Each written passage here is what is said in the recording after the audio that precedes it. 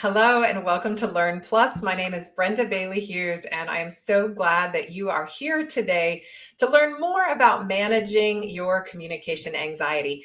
In the comments, please let us know where you are from and where you're coming in from today so that we can just see all the geographic locations that are represented. And if you're a former student of mine or our guest speaker, Matt Abrahams, today, let us know so that we can give you a special shout out. Although you're probably tired of us calling on you in class, but one more time, if you are here and know us with our professorial hats on. As I mentioned, Learn Plus is a live monthly show so it's live. So go ahead and comment for us now. And we are looking for very actionable skills that you as business professionals and leaders can take away with you as soon as you log off this afternoon or this morning, wherever you are. We're also focused on learning and development professionals, knowing that you may not need these tips yourself, but you're learning them to coach others or to put training materials together for others. And so we both bring a rich history of education and teaching methods to the conversation today so that you know the tactics that we're talking about are rooted in science and rooted in experience and really do work for people. And again, our topic today, hi, Katie from Utah. Glad you're here. Shelby's here from LinkedIn production work that she does for us. She's behind the scenes. So if you have any technical issues, give a shout out to Shelby from Tennessee. She'll help you. Rama, welcome from Jordan. So glad that you are here. Good morning to you. Heba, hello. So glad that you're here. In addition to where you're from and saying hello, you might want to give us a particular communication situation that you absolutely dread. Is it public speaking, but only in large groups? Or is it all public speaking, little groups or big groups? Is it maybe conflict situations? Is it impromptu speaking when you haven't had a chance to prepare? Is it presenting on certain types of material or content? Let us know what types of scenarios really cause you dread and led you to be here today. Hi, Aaron and Tim, Tachana. So glad you're here. Another Nashville friend. There you go, Shelby. You're bringing in the Tennessee folks for us. So glad that you're here.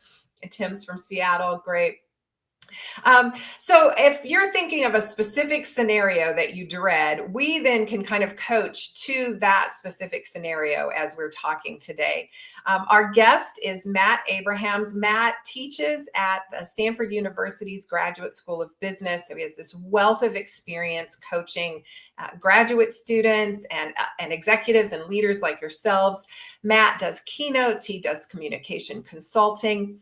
He has helped people overcome the very kind of nervousness about speaking or anxiety around speaking that maybe led you to be on this call today. And then his coachees, his clients, his students that felt that kind of anxiety that you might feel, they have gone on to do IPO roadshows, to do TED Talks. One even spoke at a World Economic Forum. I can't think of a more intimidating place to speak myself. So lots of great successes in Matt's story. And so he's also the host of a podcast that you're all going to love called Think Fast, Talk Smart, and the author of a fairly newly released book. And this is a spin on the podcast title, Think Faster, Talk Smarter, is the book that's out right now. He had a book before that you might also appreciate, very targeted on the anxiety piece of communication called Speaking Up Without Freaking Out. So I love your titles, Matt. Let's bring Matt in. Let's welcome him in.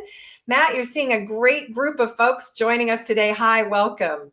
I'm so excited to be with you, Brenda. Thank you for the invitation and the kind introduction. Oh, thank you for being here. You see, we have added Sabrina here from LA, who hates the big audiences. Shelby despises presenting when she's supposed to be the expert.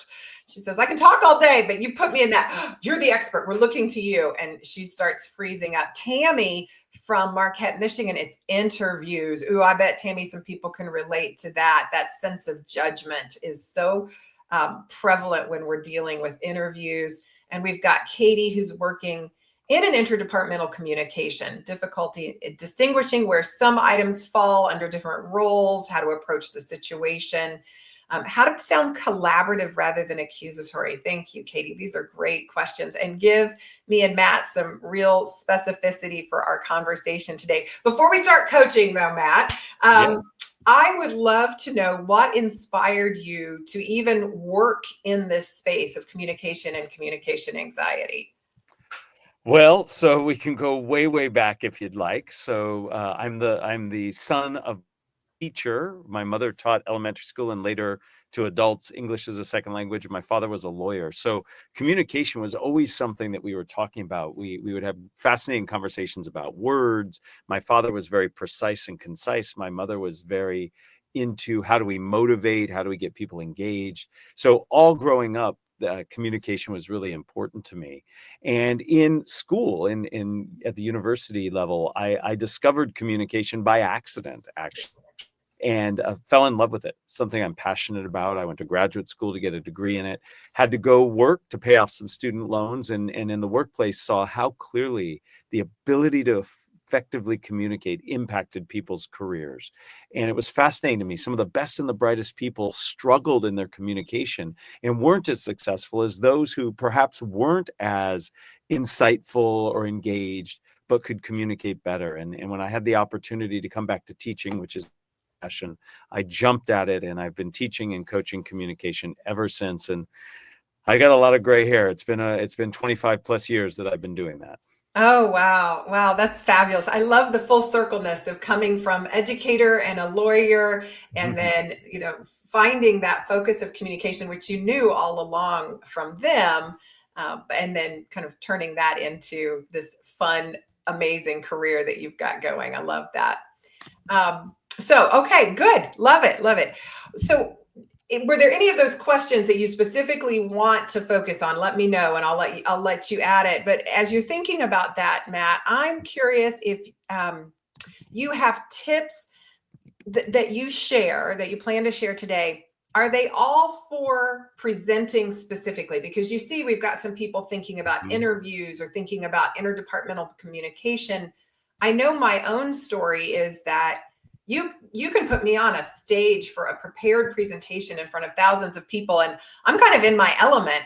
But you put me in a networking event, and I am losing it. I am so nervous going in. I avoid it. I know they're good for my career. I know they're good for me. I usually walk out having met some delightful, lovely people, and I'm so glad that I did it. But holy cow, working up the courage to get in there. I have to play all sorts of tricks to get myself to enter that networking space. I kid you not, Matt, this just happened a month and a half ago. I was at an evening networking cocktail sort of thing for a group that I was going to be presenting for the very next day. And I was so nervous that when the CEO walked up to introduce himself to me again, I forgot who he was. I was like, "Oh, are you one of the participants in my class tomorrow?" I mean, rookie, horrible mistake, not recognizing the CEO, even though he and I'd worked together multiple times. It was just pure nerves, right? So, do we have tips that are presenting specific, or do they apply to these other scenarios that we're experiencing? So I believe a lot of what I talk about and teach and coach people on applies across communication situations. That said, there are specific things that we have to consider for every speaking situation and context. Communication needs to be adjusted and adapted for contexts and cultures that it takes place in. But there are some foundational principles that I think all of us could benefit from in terms of what we say, how we say it, when we say it, regardless of context. So some advice I might give you in a small talk situation like you just described will be very similar to some advice I would give to somebody who's getting up on a big stage, giving a presentation. Now, how you execute on that will depend specifically to your situation. So yeah, communication is one of those things where if you get some foundations down, it will help you in many, many different situations. Okay. Well, we're going to get some of those foundational skills then, right? You're going to give us those. Absolutely. Happy That's to do great. so. Yeah. I see that Rama pointed out that her anxiety around communication comes from English not being her first language. Oh my goodness. Anytime anyone has to, I think, function in a secondary language that just increases that anxiety level. Sabrina says we should team up. I'm thinking she's talking about networking there. Yes. You can be my networking buddy because I hate it. And Yes. Tim It's is hard. It's challenged hard, but with, it can be really fun. yeah. Tim is challenged presenting broad strategies. Oh, when the time is so short, which it always is. Yeah. So yeah, I've got some ideas for Tim as well. Let's start with those foundationals. What do you want us to know to really I think you use the phrase in your LinkedIn learning course, greet the anxiety. You want to talk a little bit about that and some of those foundational So skills? let's start with anxiety, and then I'll talk about a few other things as well. So anxiety looms large in all communication. Those of us who have studied it believe firmly that it is part of being human. It's ingrained in being human. We see it in every culture we study, and we see it develop at certain time periods in people's lives. Specifically, when young children move into their teenage years, we see a big spike in this anxiety. So those of us who study it believe it's just normal and natural. That said, we can still manage it. And there are two primary approaches we have to take to be able to address this anxiety. First, we have to deal with the symptoms. That's what we feel physiologically. And then we have to deal with the symptoms. Those are the things that initiate and exacerbate it. So, Brenda, let me ask you, and anybody listening in can type into the chat. I'd love to know what is the physical manifestation or manifestations that happen for you? I turn red and I perspire. I blush and I sweat. What? Mine are I speed up my rate of speech. Yes. I talk too Yep. quickly. Yep. And I pace. If I'm on a stage or a front of a group, I start to pace back and forth, I think is a sign of my anxiety. Absolutely. And that's very, very common. So let me give some tips to everybody listening about ways to manage symptoms. And then I want to talk about some of the sources as first and foremost, deep belly breathing can help you. The kind you would do if you've ever done yoga, meditation, Tai Chi, where you really fill your lower abdomen. What this does is it causes our autonomic nervous system to relax. It slows down our heart rate. It slows down our respiration. It lowers our respiration. When we get nervous, we breathe very shallow. And when you take some deep belly breaths, you end up breathing more fully. And when I say this, I mean simply take a 3 count in and a 6 count out. The magic happens on the exhalation. So you want your exhale to be longer than your inhale. And you only have to do this 2 or 3 times. And the benefits are many. One, we stop feeling our heart beating so fast. For people like yourself, Brenda, who speak quickly, that's because you are breathing shallow. Your voice is a wind instrument. So the more you do with your voice, the more you do with your breath, the more it will affect your voice. So you are breathing faster and more shallow. So you speak fast. You down. It grounds you and helps you makes you be more present. So there's a lot that you can do. I see a few people like Jimmy has some sweating, voice shaking. Let me give a couple bits of advice there. If you shake, that's adrenaline. Adrenaline's purpose is to move you from threat to safety. So move, but move with a purpose. Don't sway and rock. Instead, when you start, lean in, gesture broadly. If you're standing, take a step towards your audience, big, broad. By moving purposely, you give that adrenaline a place to go and you stop shaking as much. If you're sweaty like me, that's your core body temperature going up. Your heart's beating faster, your body's tensing up. It's like you're exercising. When most of us exercise, we turn red and we sweat. So we need to cool ourselves down. A great way to cool yourself down is to hold something cold in the palms of your hand. The palms of your hand are thermoregulators for your body. I start any major speech, I'm always holding a cold glass of water and it cools me down. We've all done this in reverse on a cold morning. If you've ever held a warm cup of coffee or tea and felt it warm you up. So these are just some of the things we can do to manage those symptoms. Do you think deep breathing might help you, Brenda? You think that would be beneficial? I do. I was even doing it as you were talking about it. I was Yeah. doing the 3 count in, the 6 count out. I was like, I already feel just a little more grounded, a little Yeah. less anxious about being live. Is the technology Yeah. going to work? All the things that cause stress. I loved your phrase that our voice is a wind instrument. And I Yes. think, Matt means that very literally. Like our vocal cords, the wind comes through those vocal cords, and that's what creates vocality. And in fact, And there's some really interesting studies that the pitch of your voice, then, Mhm. the smaller your vocal cord, the higher your pitch. And that's the reason little children's voices pitch higher, is because their vocal cords are smaller, so there's not as much wind moving through their wind instrument. Some interesting gender studies around that too, that women and men's vocal cords are not there's not enough difference in the width of those to account for the difference in pitch. So some of our pitch may be socialized rather than nature, more nurture than Mhm. nature. But regardless of that, I think it's interesting that if we get stressed and we start clenching those vocal cords, our wind instrument might pitch higher. And so for some people, one of the symptoms that they may or may not even notice of Mhm. their anxiety is that they tend to pitch unnaturally high, and just that belly breath, which opens the vocal cords back up, can allow for the air to do its Mhm. job, and away we go, right? So Thank you for the masterclass on breath, because it is so important, and there are things we can do to manage it. Most of us don't think about the impact we can have on our voices. One of the things I encourage everybody I work with is to read out loud. Reading out loud gives you an opportunity to think about your voice in a way you don't, because the words are written. You don't have to be using that cognitive effort to think about what to say. So you can pay attention to, how am I saying it? Where is my breath in my body? Is it high? Is it low? And it gives you a more sense of awareness. And it has the added benefit I call vocal stamina. You know, unless you do what I do for a living, which is talk a lot. Prior to being here with you today, I lectured for 3 hours in 2 different classes.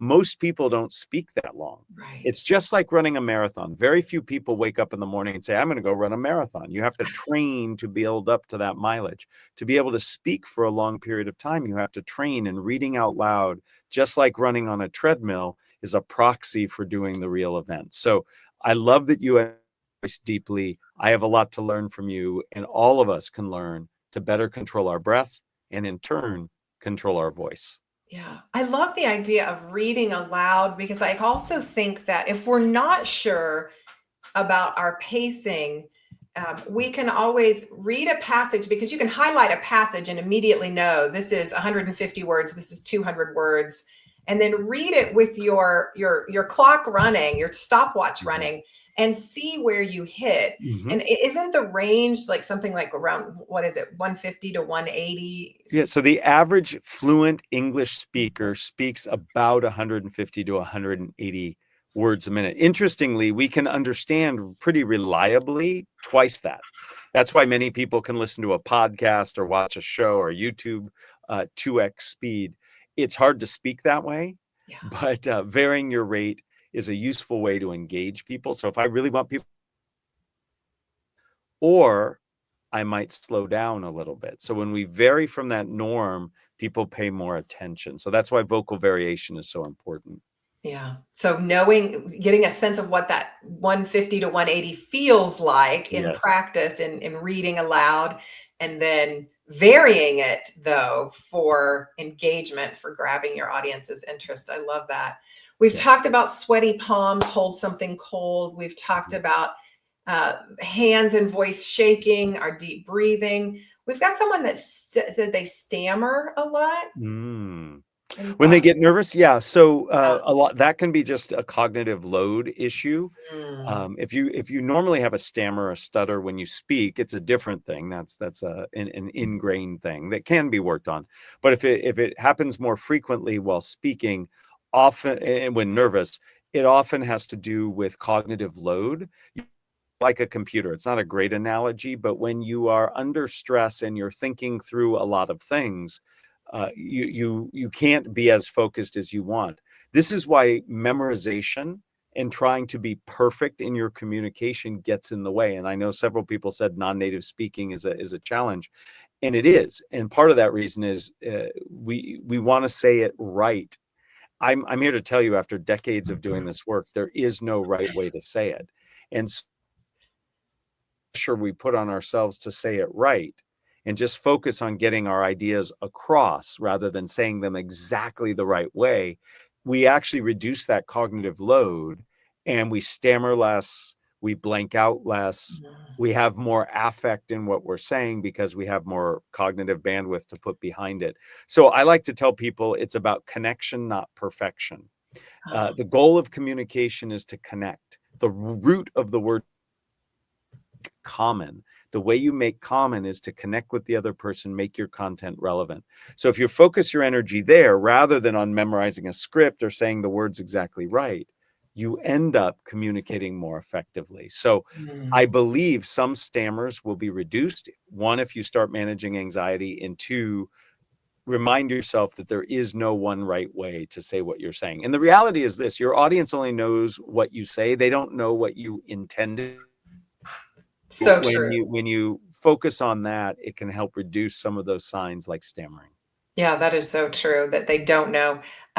When you talked about connecting and that is our goal, that strikes me. Like Mhm. it's and if we've scripted, it's hard to feel connected because I'm in my head bringing up that next word, that next word, that next word, rather than really trying to look at my audience, see in their eyes, notice their responses. It's so hard to connect if I've scripted. Plus, even if we are great memorizers and we Mm. really can get through a whole speech without dropping a single word that then typically though then causes us to freeze, the syntax is different in the written document. So if I've started with a script, my sentence length is a little bit different, my where I pause to breathe is different. It just will never sound as natural as if I never scripted to begin with. It's just hard to work it backwards, I think. I think that's exactly right. For some people, especially non-native speakers, writing things out can be very helpful. But then you need to immediately move away from the word for word scripting and do something that works for you. Perhaps it's an outline, maybe bullet points. Some people work visually. I'm a huge fan. You asked for some of the fundamentals of structure. Structure is fundamental to all communication, a logical connection of ideas. If you have a structure, you don't need every word. I'll give you an example. The most common structure that people are familiar with is problem, solution, benefit. If you've ever seen a television ad, you've seen problem, solution, benefit. The ad starts with some issue, challenge in the world, their product or service fixes it, and then you benefit in some way. If I know solution, benefit, that's my roadmap. I don't need every word exactly how to say it. I just know that I'm going to explain the problem to you. I will then transition to explaining the solution and then the benefit. So it's directionality without word for word, step by step Yeah. instruction. And that is so powerful. In most challenging speaking situations, there are structures you can rely on to help. So in a job interview, there are structures for answering questions. In small talk, there are ways of querying flow better. Giving feedback is the same thing. So finding and becoming comfortable with structure is hugely important in all communication. Yeah, I think so. For Tim, who was talking about having to get a lot of information across Mhm.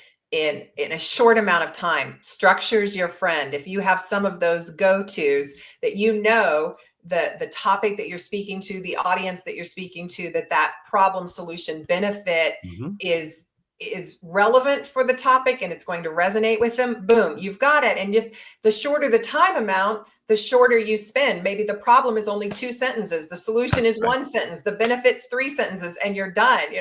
Or I see someone is talking about they've read your recent book and they're loving what, so what, now what. So Yes, my talk about favorite that one structure. a I little see bit. Or Erica said that. teach Thanks, us that Erica. one. That's a great one.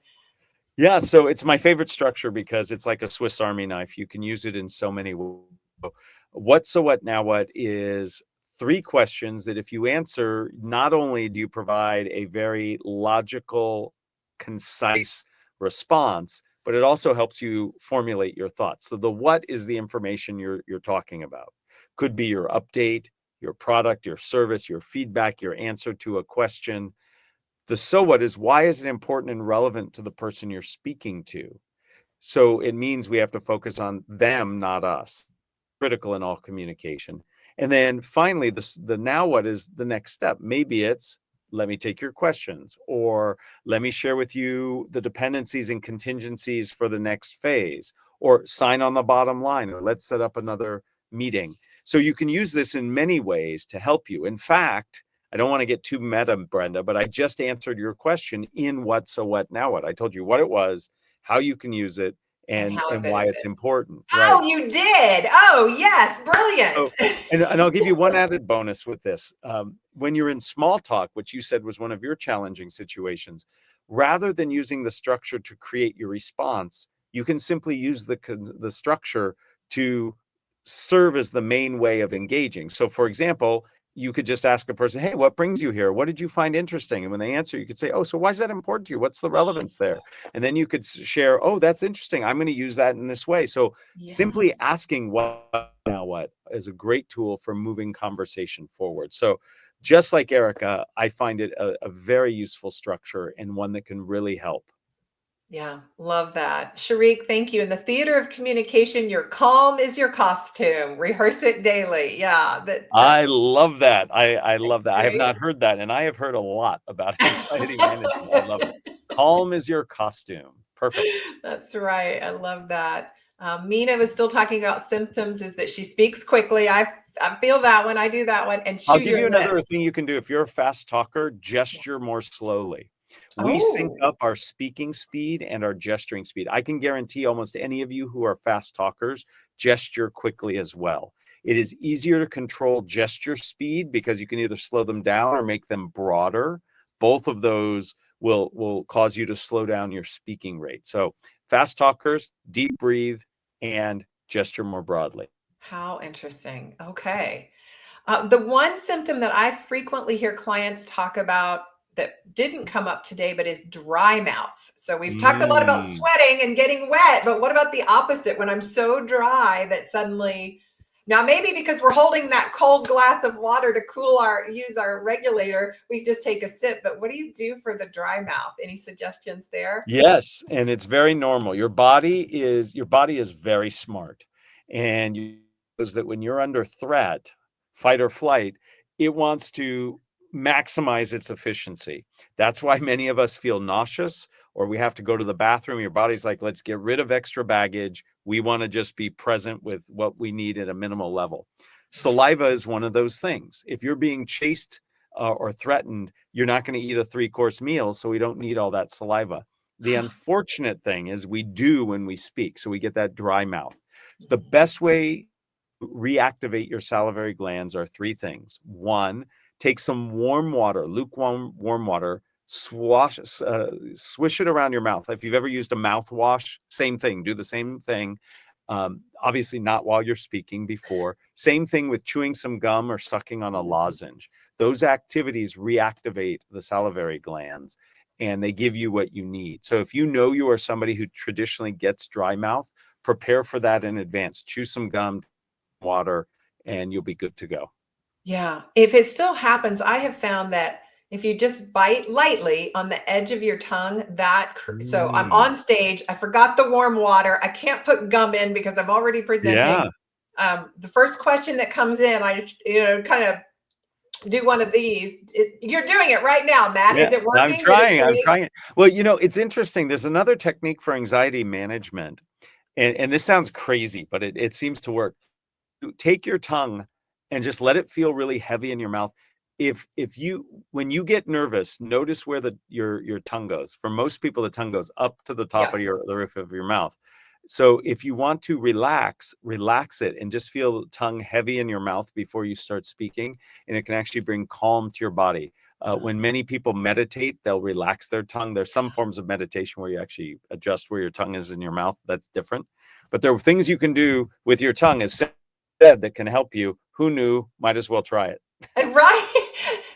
And poor Shelby's going to have the weirdest looking video afterwards to Yeah, deal we're with on this. So there's both. me going because I'm doing it as you're And saying, but I'm those listening. are the ones that Shelby will certainly pick.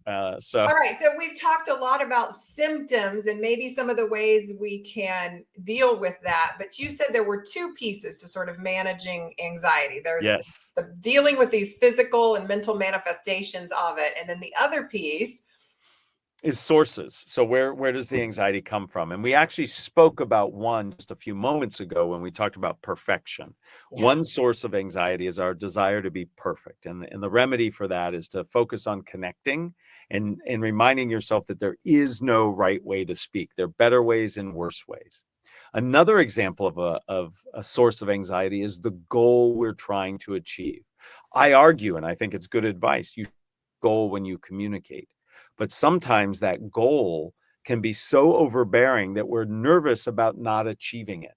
So the entrepreneurs I coach are afraid of not getting the funding they want. Right. The students I teach are afraid of not getting the good grade. You might be afraid of not having your idea or project supported. So what's making us nervous is a potential negative future outcome. So we're Yeah. made nervous by what might happen in the future. In I a might way not to get the job offer at this or interview. get the good grade or get the funding. So Yeah. the way to short circuit our concern about the future is to become present oriented. So the source of our anxiety is a potential negative future outcome. And the way to remedy it is to be in the moment, present. And there are Hmm. lots of ways to get present oriented. Do something physical, walk around the building, do some light exercise. You can listen to a song or a playlist like athletes do. You can start at 100 and count backwards by challenging numbers. Like start at 100 and count back 17s. That's really hard, but it makes you present oriented. You're doing the math in your head. I like to say tongue twisters. Before Hmm. I ever speak in public, I will say the same tongue twister 3 times out loud. Nobody ever hears me say it, but it gets me present oriented and it warms up my voice. And anybody who's ever exercised knows you should warm up before you do a sport. You should warm up before you speak. Many of us have this silly notion that we can go from silence to brilliance in our communication. And of us, it's not that easy to do. So, Well, that's such a good point with no warm up. While there's this woodwind instrument that we're right, dealing with, woodwinds warm up before the orchestra plays. Plus, absolutely, all the muscles. My gosh, there's so many muscles involved in the mouth, the tongue, the jaw. All those articulators need to be firing on all Mhm. cylinders when we're communicating. And yet, you're right. We rarely have a warm up, even though we wouldn't dare go out for a run without a quick stretch or something. That's really Absolutely, absolutely.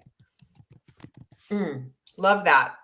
So, okay, so we want to get focused on what is causing it. Mhm. Perfectionism, we've talked a little bit about. We've talked about that Goals, fear of future state. yes, And the solution there is get present. yes, Perfectionism, give up on being perfect. You're not going to be. Go for connection. That's what we're striving for.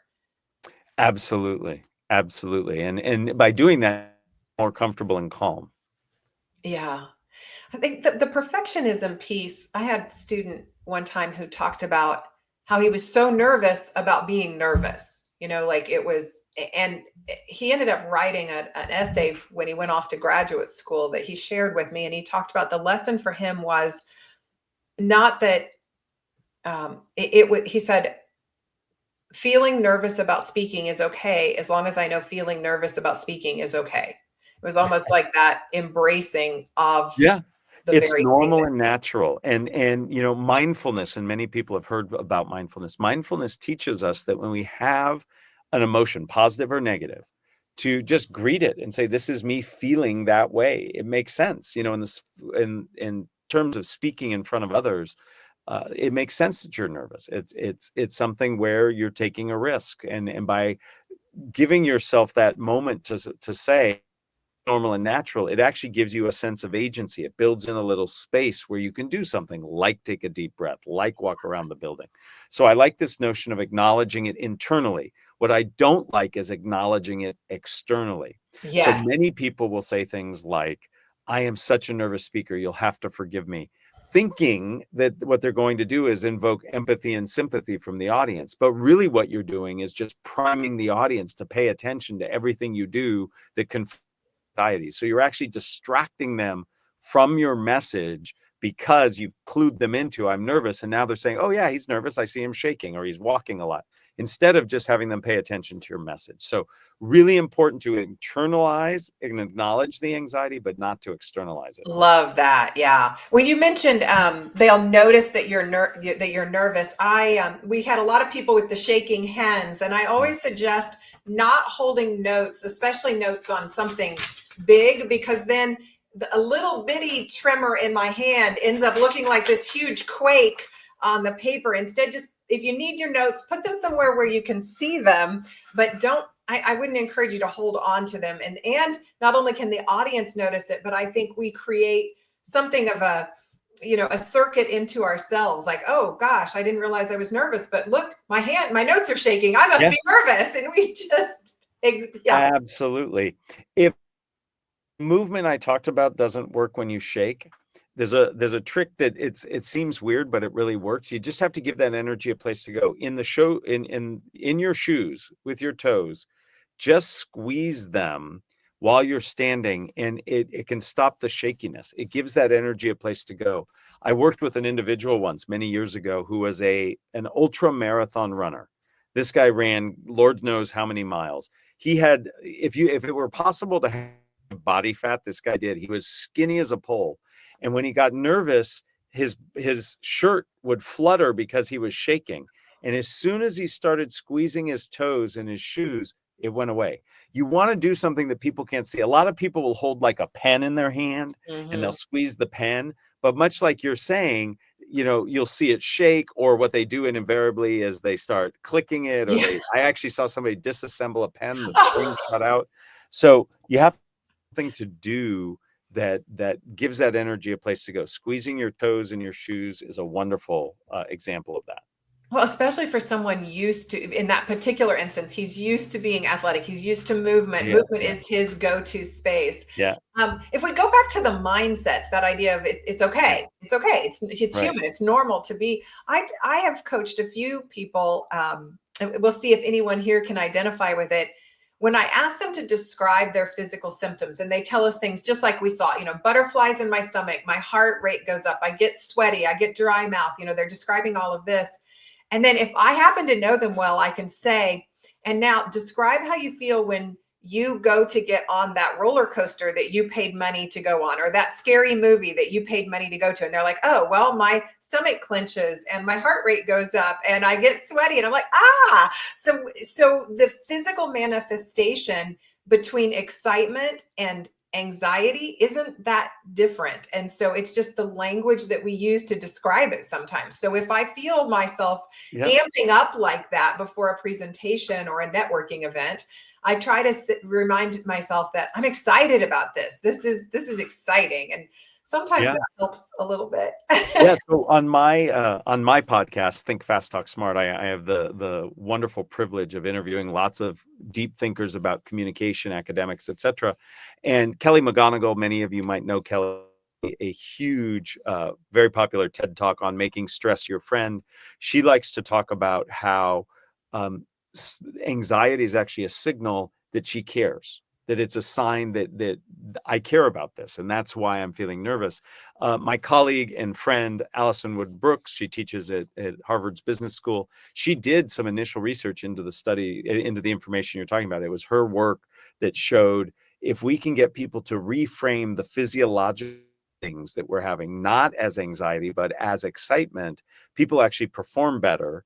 That is, they feel better about it, and people actually believe their communication is better. So the same symptoms you feel when you feel anxiety, heart rate going up, body sweating, shakiness, those are exactly the same signs you have when something exciting happens. If I told you you won the lottery and you have millions of dollars coming your way, you would start to sweat, your heart rate would go up, you'd get a little shaky. But in that case, you're really excited. When your boss tells you symptoms, you don't feel the same way. So the way we reframe things matters a tremendous amount. Absolutely. I love that. Let's glance at our, we see some great comments coming in. Let's hit some of these. The best tip I'm using for Matt is holding the cup of coffee in parens in my hand. As long as if you sweat and perspire, you just want it to be iced coffee, not hot coffee. Hot coffee is only going to make you hotter. And maybe not, and maybe decaf. Haven't I heard you talk about so those of caffeine a little bit? very good. So caffeine, while planning a communication, can be helpful. There's some research that says we tend to be a little more creative when we're a little caffeinated. I think it really means that we're just not tired. We're more creative when we're not tired. But caffeine can amp up any anxiety symptoms. So if you're somebody who shakes, drinking a lot of caffeine prior will cause some shakiness. The bottom line is this: you caffeine consumption much, because if you're somebody who drinks a lot of caffeine and all of a sudden you stop before you speak, you might have negative consequences from that. Similarly, don't take extra caffeine when you're about to communicate, because that can just take whatever physiological symptoms you're having and make them worse. That makes a ton of sense. Yeah. Guido talked about being nervous. Oh, so, yeah. Oh, cold coffee, David was talking about. Yeah, Yeah. very good. Guido That said, makes when we're sense. nervous, we have to speak in front of people. I hate to be nervous, but his mind switch was, this nervousness gives me energy. Exactly. That's Yeah, that helps you focus, reframing. gives And you energy. You bet. it sounds You like you bet. got science behind your intuition there. I love that. That's true. That's true. Pat wants to know how much time we, you and I, feel like we can be in the present moment when we present. What helps you to stay present? That's a great question, Pat, especially, yeah, given some of how much of our waking hours is not in the moment. Do you want to go first, Matt, or you want me No, to? I'm happy to hear yours. I love learning from you. So So happy to I listen. actually think presenting is one of those times when I am very, very present. In fact, a friend one time asked me, where do you most want to be when life is kind of a mess? You know, if you've got bad things going on in your life, where do you want to be? And I was like, in front of a class, in front of a classroom. And she was stunned, because, you know, you expect the answer to be on a beach, in the woods, curled up in my, in my sofa or whatever. And I was like, no, because in all of those places, my mind will still be thinking about all the stuff going on in life that I don't want to think about. When I'm in that classroom, when I'm in front of an audience, in front of a group, because it is about connection, it just, everything is right there, and the world sort of just disappears for me outside of the walls of that room. So certainly, Pat, not 100%, but one of the highest levels of being present for me is actually when I am presenting. Matt, what's your experience been? How do I you? really, I can echo what you're saying. The same is true for me. When I am teaching, when I am presenting, I am very present. And in fact, I gravitate towards those situations because it feels good. Now, the question I also heard was, how do you sustain it? So when I am teaching, when I am communicating, when I am being interviewed, I'm listening in a way that I don't typically listen. My wife will attest to that.